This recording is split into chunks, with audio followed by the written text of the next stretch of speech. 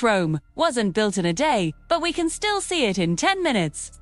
Stay tuned for more videos where we cover the history of an entire civilization in just 10 minutes.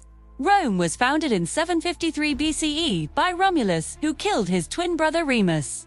After they had been raised by a she-wolf, the early Romans were constantly at war with neighboring Italian peoples until they formed an alliance with the neighboring Etruscan city of Veii and learned how to use iron. This allowed Rome to conquer the Italian peninsula by 509 BC, when they overthrew their Etruscan king and established a republic.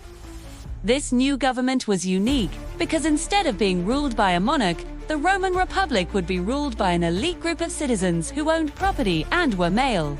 All other adult males were considered what we would today call subjects and debt. Despite Rome being technically a monarchy, there were two elected officials called consuls who commanded the military and made laws that applied to all Romans. But if you weren't a male property owner, you could still participate in Roman politics as a client. Clients were poorer Romans who would offer their vote to the most powerful member of their clan in exchange for protection. And these voting blocks would then vie for power in elections. While the Roman Republic was certainly more inclusive than other contemporary civilizations, it was not a democracy.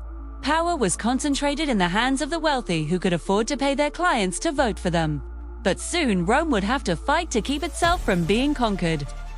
In 264 BCE, Rome went to war with Carthage in North Africa for control of the island of Sicily. The resulting conflict, known as the First Punic War, would last for 3 years and end in stalemate, with each side having lost around the same amount of men. However, this would prove to be the last peaceful moment between the two powers, as the next century would see 3 more wars between Rome and Carthage. But before we get to that, let's take a break. Now, back to our regularly scheduled programming. In the Second Punic War, the Carthaginians, led by Hannibal Barca, crossed the Alps and shocked the Romans by defeating them in battle. But eventually Rome would prevail and gain control of Western Mediterranean.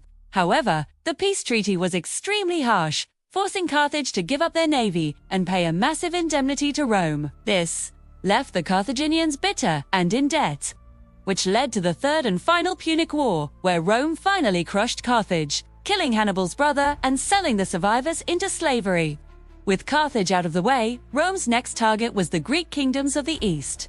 But before they could do that, they had to deal with an uprising in Hispania. Rome managed to put down the rebellion, but the war had demonstrated their need for allies.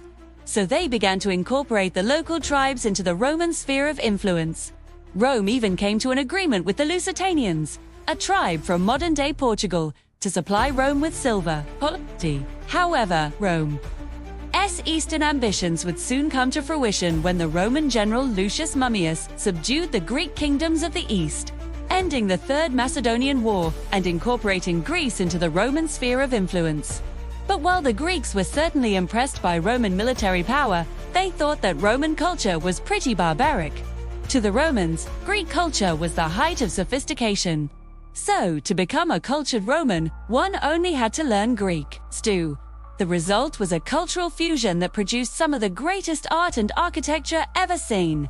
But this fusion didn't extend to the Roman attitude towards slaves. Romans loved Greek art so much that they would often purchase stolen Greek sculptures and proudly display them in their homes. But soon the Romans would find themselves on the wrong side of a revolution. In 146 BCE, the Roman general Lucius Mummius subdued the Greek kingdoms of the East, ending the Third Macedonian War and incorporating Greece into the Roman sphere of influence. However, the growing power of Rome had not gone unnoticed by another great power, the Kingdom of Pontus in Anatolia. As Rome was distracted with putting down a revolt in Hispania, King Mithridates VI of Pontus invaded the Roman province of Asia Minor and defeated Roman forces. Rome quickly came to the conclusion that to win the war, they would need an ally. They turned to the Egyptian queen, Cleopatra, and her powerful lover, the general Pompey. Pompey quickly defeated Mithridates and returned to Rome as a hero.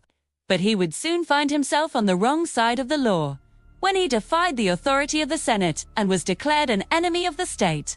A civil war broke out between Pompey's supporters and those of the Senate. But the young general Julius Caesar would come out on top and establish himself as dictator of Rome. Caesar embarked on a series of reforms to help the poor, such as redistributing grain and establishing free public schools. He also launched a series of military campaigns into Gaul, which gave him total control of northern Italy. But Caesar's popularity threatened the power of the Senate, which had dominated Roman politics since the founding of the Republic. So the senators killed him and established a government run by a five-man committee called the Second Triumvirate. This triumvirate was unstable from the start, leading to civil war between the triumvirs and generals Mark Antony and Octavian. By 32 BCE, Octavian had defeated his rivals and taken the title Augustus. And so the Roman Republic came to an end. The Julio-Claudian dynasty would rule Rome for the next 2 centuries, although power would eventually pass to the Flavians and then the Antonines. During this time, Rome experienced unprecedented peace and prosperity, known as the Pax Romana.